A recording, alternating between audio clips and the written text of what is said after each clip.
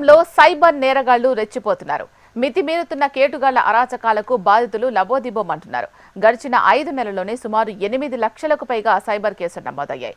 గత 3 ఏళ్లుగా దేశంలో సాధారణ పౌరులు సైబర్ నేరగాళ్లకు బలవుతున్నారు. సైబర్ నేరాల్లో ప్రధానంగా UPI, credit card, part time job మోసాలే అత్యధికంగా ఉన్నాయి. తెలంగాణలోని ఇదే తరహా కేసులు అధికంగా నమోదవుతున్నాయి. సైబర్ నేరాల వల్ల ఒక్క తెలంగాణలోనే రోజుకు సుమారు 4 కోట్ల రూపాయల చొప్పున స్కామ్ జరుగుతోంది. ఈ లెక్కన ఏడాదికి సుమారు 1450 కోట్ల రూపాయల డబ్బును సైబర్ నేరగాళ్లు దోచేస్తున్నారు.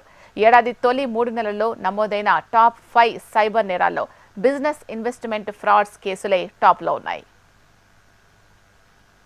బెట్టింగ్లకు వ్యసనపరులైన వారిని గుర్తించి వారికి ఈజీ మనీని అలవాటు చేయడం, అక్కడ బిజినెస్ ఇన్వెస్ట్మెంట్స్ వైపు మళ్లిస్తున్నట్లు సైబర్ సెక్యూరిటీ బ్యూరో అధికారులు చెబుతున్నారు.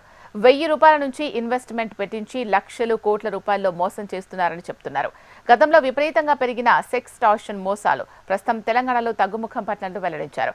ఎవరైనా సైబర్ నేరానికి గురయ్యామని తెలిసిన వెంటనే 1930కి కాల్ చేసి ఫిర్యాదు చేయాలని సైబర్ క్రైమ్ పోలీసులు కోరుతున్నారు. ప్రతిరోజు ఇలా కొత్త తరహాలో చేస్తున్న మోసాలపై ప్రజలు అప్రమత్తంగా ఉండాలని, ఈజీ మనీ కోసం ఆరాట పడవద్దని, సైబర్ నేరగాళ్ల వలలో చిక్కుకోవద్దని పోలీసులు సూచిస్తున్నారు.